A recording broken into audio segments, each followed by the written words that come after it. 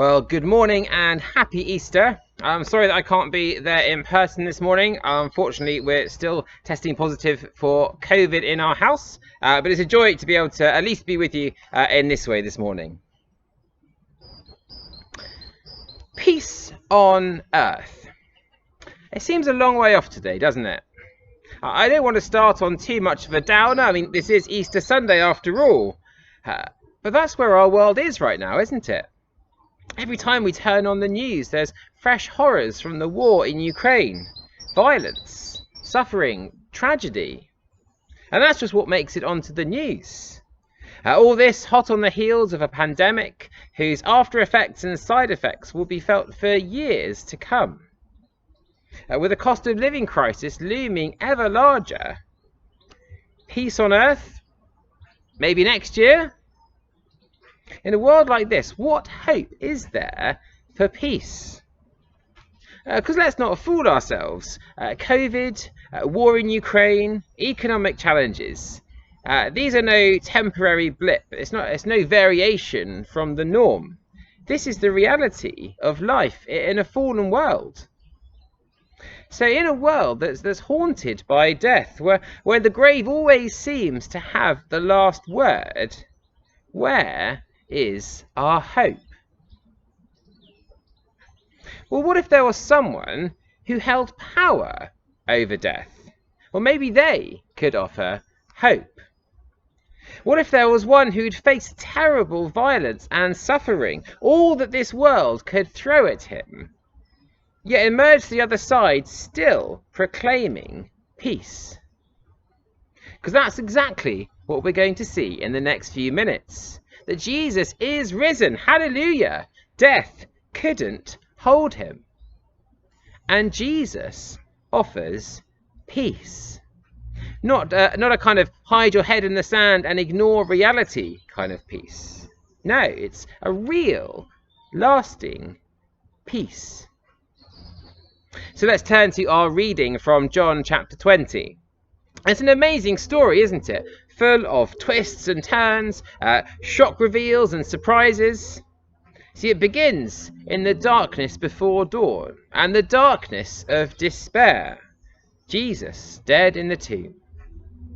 But then the light gradually dawns, both literally and metaphorically, as the risen Jesus appears on the scene. And it all then builds up to that moment in verse 19, when Jesus appears in a locked room and announces to his astonished disciples, "Peace be with you." For those who'd fled at his arrest, peace. For those who denied they'd even known him, peace. For those hiding away in fear because they think they'll be next up on a cross, peace. For those who could hardly believe what they were seeing, peace. But what kind of peace is Jesus offering here? It's not escapism or denial or even protection from the realities of this world. No, it's a peace that restores, that puts things right, that heals what's broken, that forgives what's been done wrong. It's a peace that not even death can destroy. For the disciples, it meant that their failures and denials, that despite their failures and denials, they were restored to right relationship with Jesus. But what does it mean for us, for me, for you? Because the risen Jesus offers that same peace to us today. Peace be with you. It's an offer of peace with God for all those who will accept it. An offer of forgiveness for all the ways that we've rejected and ignored God in our lives. Because Jesus himself took on the consequences for that rejection, for that sin on the cross. In Isaiah chapter 53 verse 5, amazingly written hundreds of years before Jesus was born, it says, "But he was pierced for our transgressions. He was crushed for our iniquities. the punishment that brought us peace was on him. He was punished, crushed, pierced, all to bring us peace. Maybe this is the first time that you've heard that. Maybe it's the 100th time. But my question for you today is, do you know this peace? Do you know it? And if not, do you want to? Because this peace, it doesn't come with a side order of blame or rebuke, of nitpicking or fault-finding. No, it's a peace that meets us as we are, warts and all. It's a peace that when Jesus said on the cross, "It is finished," he meant it. There's nothing more we can or could do to have peace with God. He has done it all. He's paid it all. And he comes to us saying, "Peace be with you, both now and forever, even in times like these." And his resurrection, well, that's the proof that this offer is for real. But is it real?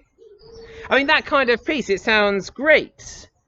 But ultimately, it's grounded on the claim that a man who was dead came back to life. And that is the central claim of the Christian faith. That sometime before dawn, on a Sunday morning, in a tomb in Jerusalem, a heart began to beat, lungs began to breathe, limbs began to move. And that this really happened in history. Well, that's the claim that John is making in this passage. It's either true or it's not. Either Jesus is who he claimed to be, God come to live among us, and he therefore can offer us that peace, or he's not, and he can't. So what's the evidence for such a claim? Now, even if we had all day, there wouldn't be time to unpack all that there is to say here. And I know that you're all looking forward to your Easter egg hunts, even you grown-ups, of course. But here are 3 clues that John gives us here as we hunt for the truth of what happened. And the first clue is the not quite empty grave. Yeah, not quite empty tomb. What do I mean by not quite empty? Well, surprisingly, we get quite a bit of detail about what Peter and John saw in the tomb. It's there in verse 6 and 7. They saw the grave clothes. Not quite like this, but all neatly laid out there in the tomb. You see, that means it can't be the work of grave robbers who've just kind of run in, come in, grab the body and run off. No, they find order there in the tomb. So it's not a stolen body as some wanted to claim. Well, what about the second clue? Well, we see that in Mary's reaction. She's not expecting Jesus to be alive again, or far from it. And then when she does see him in verse 14, what does she think? She thinks he's the gardener. And that knocks out another theory, that the risen Jesus was just a kind of hallucination. You see, a hallucination is when instead of seeing what's actually there, you see what you really want to see. But actually, Mary's the opposite of this. Jesus is actually there, the one she wants to see, but she assumes he's someone else. She assumes he's just the gardener. You see, it's the other way round than what you'd expect if it was a hallucination. Well, that's 2 clues, but what about the third? Well, the third is the evidence that Jesus himself points to in verse 20, the wounds in his hands and his side.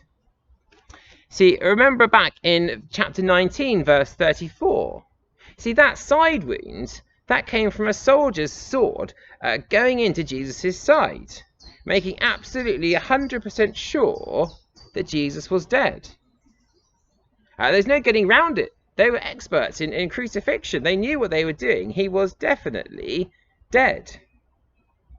But it's also definitely the same Jesus who died on the cross that's standing there before the disciples.